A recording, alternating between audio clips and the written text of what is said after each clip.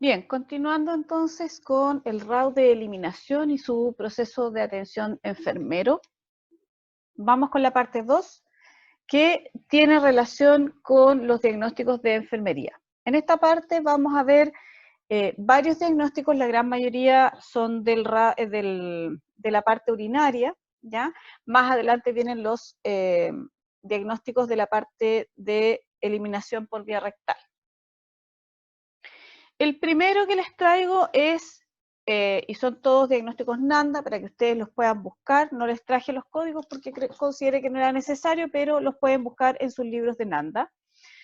Y dice deterioro de la eliminación urinaria, ¿ya? Y lo vamos a entender como una disfunción en la eliminación urinaria.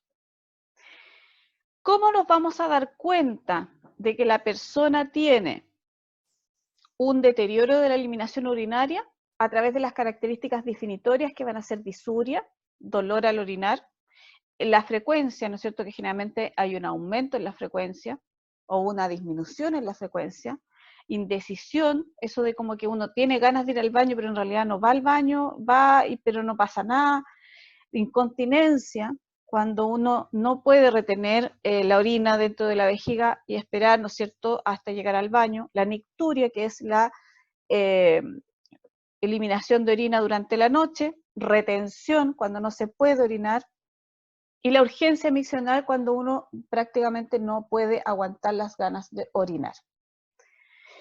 Los factores relacionados o las causas, de acuerdo al esquema que nosotros usamos, ¿no es cierto? Tendríamos, por ejemplo, la obstrucción anatómica de cualquiera de las estructuras anatómicas que ya vimos en la clase anterior. Puede ser multicausal, y ahí vamos a tener infección, vamos a tener, por ejemplo, una cirugía, puede ser el embarazo, puede ser muchas otras cosas más. El deterioro sensitivo motor, que puede deberse, ¿no es cierto?, a la edad o a alguna enfermedad que altere la sensibilidad de los receptores de presión a nivel de la vejiga, o también puede deberse a una infección del tracto urinario, ¿ya? La disposición, este es otro diagnóstico, disposición para mejorar la eliminación urinaria, y se define como un patrón suficiente para satisfacer las necesidades de eliminación y que puede ser reforzado. O sea, la persona tiene buenos hábitos de eliminación urinaria y que además ustedes como enfermeros lo van a poder reforzar. Dentro del modelo de OREM, esto estaría en la agencia, digamos, el sistema de guía y acompañamiento, ¿ya? ¿Qué cosas vamos a observar para poder determinar este diagnóstico? Vamos a tener una diuresis en límites normales, vamos a tener el deseo de reforzar la eliminación urinaria por parte del paciente, vamos a tener un aporte de líquidos adecuado, una orina inodora. Recuerden que la orina tiene un olor que se llama sui generis, que es un olor que no es fuerte, y si está normal, y cuando tiene alguna alteración generalmente se pone de un olor bastante penetrante. La densidad específica dentro de lo normal o de la norma, adopta una adecuada postura para vaciar la vejiga, y la orina es de color pajizo claro, ¿no es cierto?, que indica que la concentración está de manera adecuada. Vamos a tener otro diagnóstico que es la incontinencia urinaria de esfuerzo, donde tenemos que se define como una pérdida de pequeñas cantidades de orina al realizar actividades que aumentan la presión intraabdominal. Por ejemplo, si ustedes se ríen, si ustedes tosen, como dice acá, estornudan, ¿ya? O tienen alguna acción que haga presión sobre el abdomen y eso haga que aumente, ¿no es cierto?, las pérdidas de orina. ¿Cuáles son las características definitorias? ¿En qué nos vamos a dar cuenta? ¿Cómo nos vamos a dar cuenta?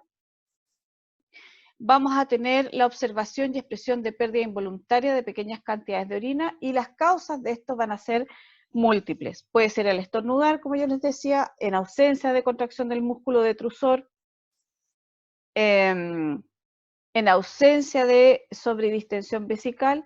O sea, no es que la vejiga esté demasiado llena, ¿ya? con el esfuerzo al toser y al reír. ¿Ya? Son esas pérdidas que son, no son, digamos, a veces ni siquiera uno las puede contener.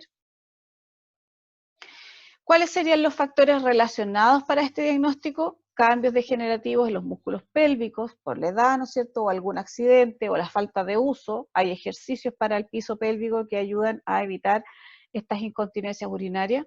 La presión intraabdominal alta, las personas obesas en general poseen este tipo de problemas, o en caso de embarazo también ocurre la deficiencia intrínseca del esfínter uretral, que se debe a un desgaste por rellenar mucho la vejiga o aguantarse mucho para esperar ir al baño, y la debilidad de los músculos pélvicos, que puede ser de distintas causas, ¿ya?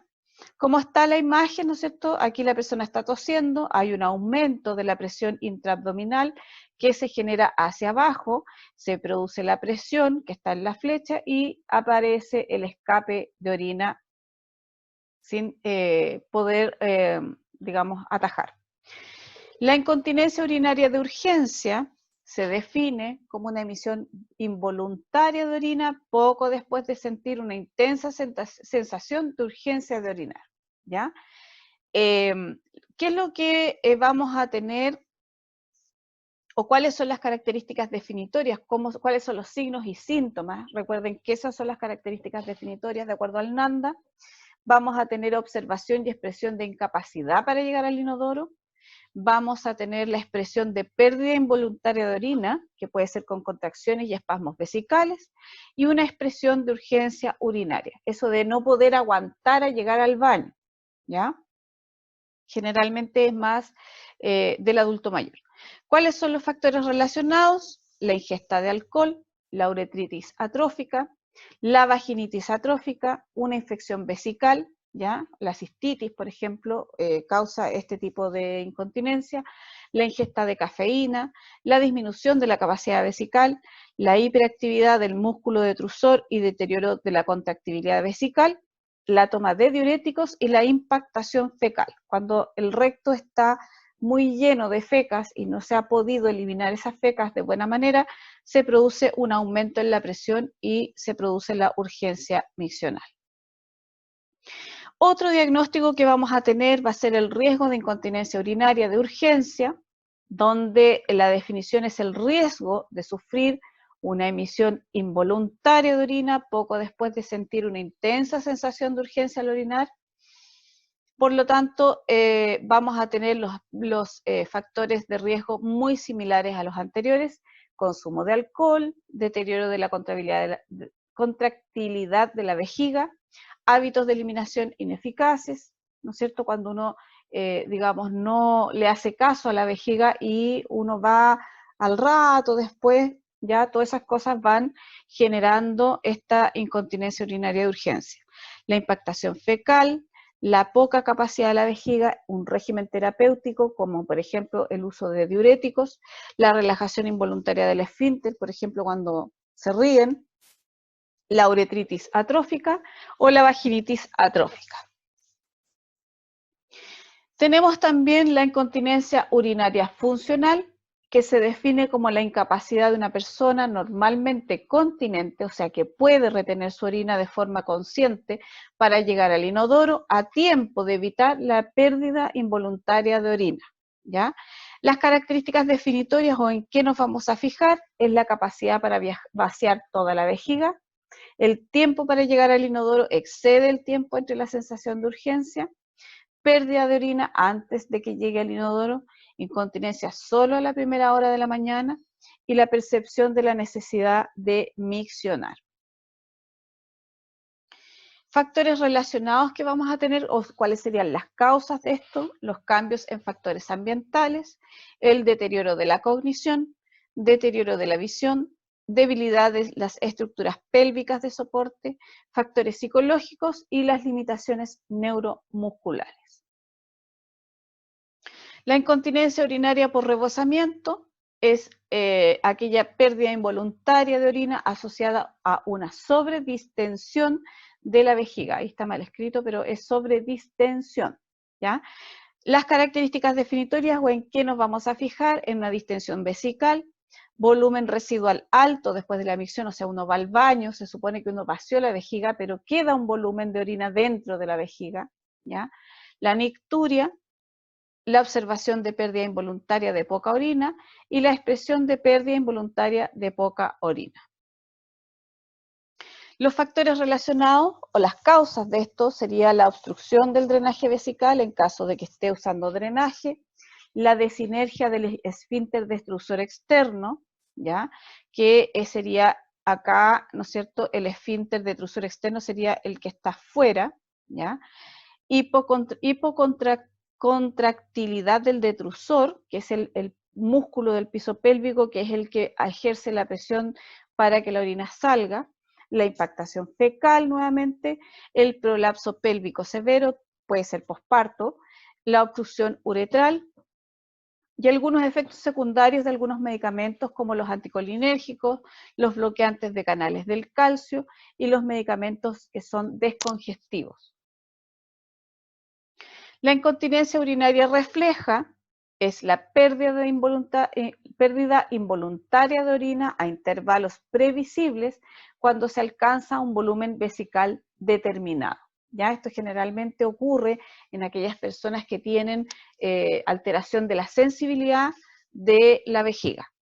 ¿Cuáles son las características definitorias? La incapacidad para inhibir e iniciar voluntariamente la micción, vaciado incompleto con lesión por encima del centro pontino de la micción, vaciado incompleto con lesión por encima del centro sacro de la micción, falta de sensación de represión vesical, falta de sensación de urgencia para miccionar, patrón previsible de micción, sensación de urgencia sin inhibición voluntaria de la contracción vesical y sensaciones asociadas a la represión vesical.